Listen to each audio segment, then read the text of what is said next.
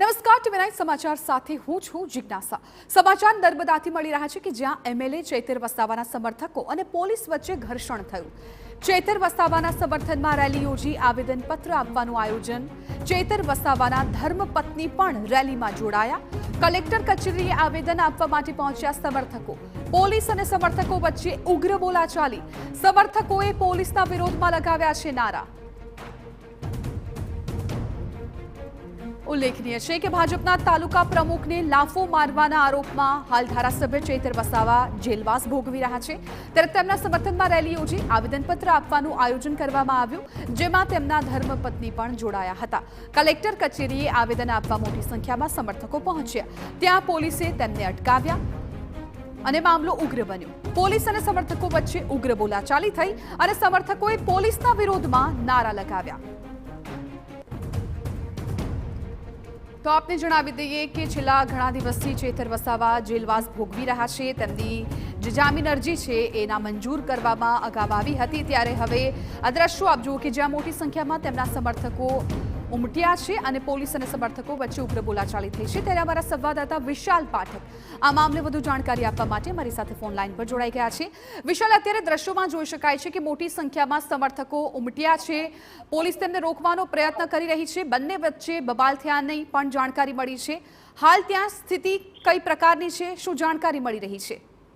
જી ચોક્કસ જે ચૈતર વસાવાના જે સમર્થકો હતા એ આજે એક આવેદનપત્ર અને કલેક્ટર સાહેબને રજૂઆત કરવા માટે એમના ચૈતર વસાવાના બંને જે ધર્મપત્ની છે વર્ષાબેન અને શકુંતલાબેન કલેક્ટર ઓફિસ પહોંચ્યા હતા। ત્યારે પોલીસે તેમને રોકવાનો પ્રયત્ન કર્યો હતો અને રોકવાના સમયે થોડી બોલાચાલી પણ પોલીસ સાથે થઈ હતી ને ત્યારબાદ પોલીસે કલેક્ટર સાહેબની મંજૂરી રહી અને જે ચૈતર વસાવાના ધર્મપત્નીઓ છે બંને ધર્મપત્ની સહિત સમર્થકોને કલેક્ટર સાહેબ સમક્ષ લઈ ગયા હતા અને કલેક્ટર સાહેબને રજૂઆત કરી છે ને ત્યાં આ એક આવેદનપત્ર પણ આપ્યું છે। પરંતુ વર્ષાબેને મીડિયા સાથે વાતચીતમાં કહ્યું હતું કે જે ભાજપની જે રેલી 3 દિવસ પહેલા જે નીકળી હતી તેમાં 144 કલમ લાગુ કરવામાં નહીં આવી ને અમારી ઉપર દર વખતે 144 કલમ લાગુ કરવામાં આવે છે। તો એવું દ્વિપક્ષીય વલણ જે અહીંયા જે તંત્ર દ્વારા કરવામાં આવ્યું છે તે પણ ના થવું જોઈએ, એ પ્રકારની પણ રજૂઆત કલેક્ટર સાહેબને પણ કરવામાં આવી છે અને મીડિયા સમક્ષ પણ કહ્યું છે। ત્યારે બીજી બાજુ જે સંજય વસાવાનો જે લેટર ગઈકાલે જે વાયરલ થયો હતો અને સંજય વસાવાએ આદિવાસી સમાજના પ્રમુખને લેટર લખીને કહ્યું હતું કે જો ચૈતર વસાવા માફી માંગે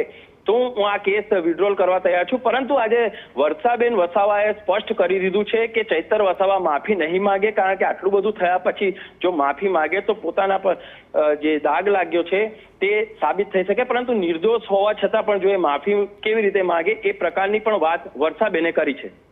બિલકુલ વિશાલ, આભાર સમગ્ર માહિતી બદલ। તો અત્યારે તો આજે દ્રશ્યોમાં આપ જોઈ રહ્યા છો એ જ પ્રકારે ત્યાં સ્થિતિ થોડી તંગદિલી ભરી બની છે, કેમ કે પોલીસ અને સમર્થકો વચ્ચે બોલાચાલી થઈ ગઈ હતી। મોટી સંખ્યામાં ચૈતર વસાવાના સમર્થકો ત્યાં ઉમટી પડ્યા છે, નારાઓ લગાવી રહ્યા છે અને તેમના પત્નીઓ પણ ત્યાં ઉપસ્થિત છે।